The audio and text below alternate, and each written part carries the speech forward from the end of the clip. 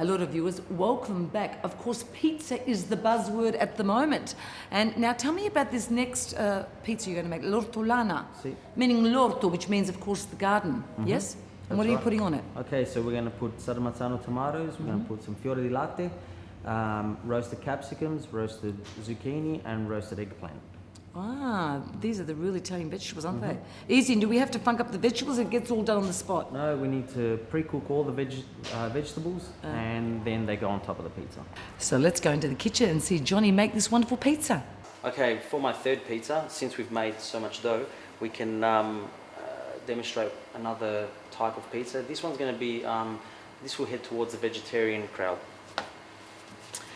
Once again, we're going to stretch our dough. Now, just keep in mind that if you don't feel too comfortable in stretching the dough by hand, you can use a rolling pin. It's not really recommended because while you're using a rolling pin, you're actually pushing all the air out of the dough, and that will then keep the pizza actually much more flat, and all the air will come out, and the softness and the puffiness in the dough will then disappear. So this pizza here is, I call an ortolana. Once again, we're going to put some tomato on the base. We're going to use some fiori di latte, not buffalo mozzarella. Fiori di latte is a mozzarella made out of cow's milk. For today, I've chosen to use eggplant, zucchini, and some capsicum. Now, with the preparation of the eggplant, what I normally do is I would dice them up, put some salt, some olive oil, and some oregano, and then bake them. Although you can prepare it in any way you desire. You can grill the eggplant, or you can bake the eggplant. It's just entirely up to you. Now, for the second ingredient that I've used to make the vegetarian pizza, or the ortolana, is a zucchini. Again, you can chop that up in any way you desire. Now, you can bake that, as I've done today, or you can again grill that vegetable as well. Just remember, you need to grill or bake all the vegetables that we're using today prior to cooking your pizza. The reason for that is so that the product has been already cooked, and you're not going to have some raw vegetables on your pizza once it's been baked. Okay, now for our next vegetable is the capsicum. Now this is a little bit more tricky.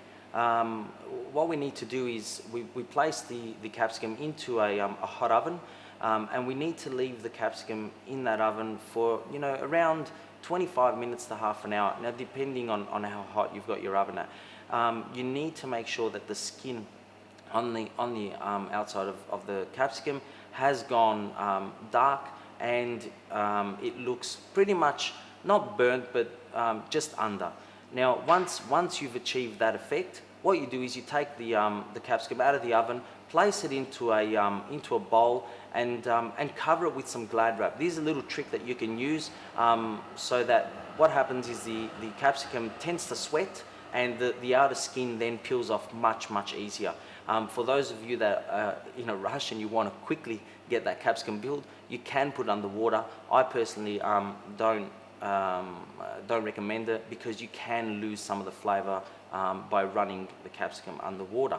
We're going to use some eggplant. Now, with all the veggies on this pizza, you need to pre-cook them. You can't put raw eggplant or raw zucchini, as I'm going to use, because it won't cook. Hence, cooking the pizza so quick, only 1.5 minutes in the oven. We're going to put some roasted capsicum. Once again, drizzle some oil, and I'm going to put some oregano. And then pick up the pizza onto the shovel, and I will then open it up a little bit more, and we have our pizza.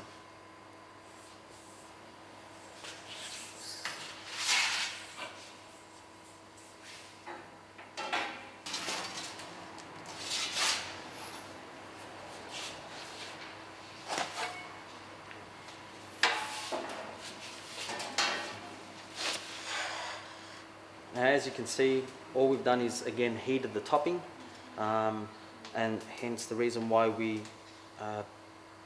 pre-roast all the vegetables. Now, for those of you who have made all your pizzas now, and you've enjoyed some beautiful homemade pizzas, and you have some leftover dough and you don't know what to do with it, don't throw it away. Let's make some desserts. We can make a beautiful pizza dolce, which is a sweet pizza.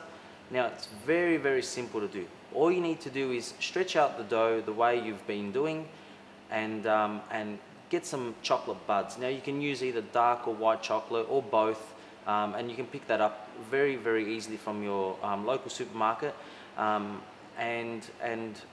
So very simple. Once you've stretched out your pizza dough, get the chocolate that you prefer, place that chocolate in the middle of the dough, and then fold over your far end towards you. Now, what you're pretty much doing is encasing the chocolate inside the pizza dough. So make sure that you seal down the sides of the pizza dough evenly. This is to ensure that the chocolate won't drizzle out of the sides once you're baking it. Now, make sure also that you've got your oven preheated, and pretty much put your pizza dolce onto a baking tray and place it in the oven for around 5 to 6 minutes, just depending on the temperature of your oven again. Now, once that pizza is cooked, you can then serve it with some ice cream, or you can make up a really nice strawberry sauce. It's entirely up to you. Well, viewers, I hope that you have absolutely enjoyed this program as much as I have. And of course, pizza is king for the children. This is all your family. Introduce me to your family, Yes. Johnny. This is Claudia, Daniel, Stephanie, and my wife Maria. Oh, Maria, you must be very proud of Johnny. Yes. All right, viewers, thank you for tuning in. I hope you have enjoyed this episode. I've loved it. Pizza, it is the buzzword. Thank you, Johnny. You were in total master with this Queen of Napoli. Alla prossima. Ciao. Grazie. Why? Ciao. Big Say smile. ciao. Ciao!